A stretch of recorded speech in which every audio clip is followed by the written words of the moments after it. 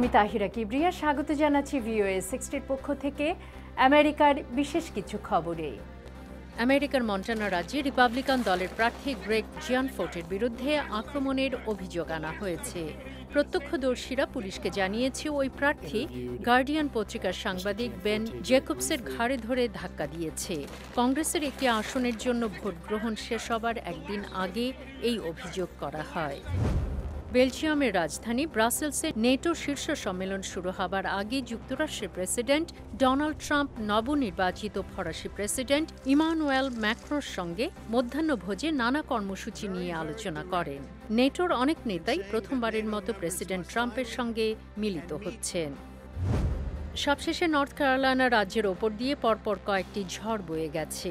প্রচণ্ড ওই ঝড়ে বাড়িঘর, স্কুল, কলেজ এবং ব্যবসা বাণিজ্যের প্রচুর ক্ষতি হয়েছে।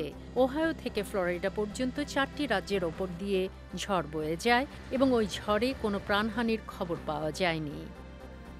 আজ এ পর্যন্তই। আবার দেখা হবে। Tahira Kibria, voice of America.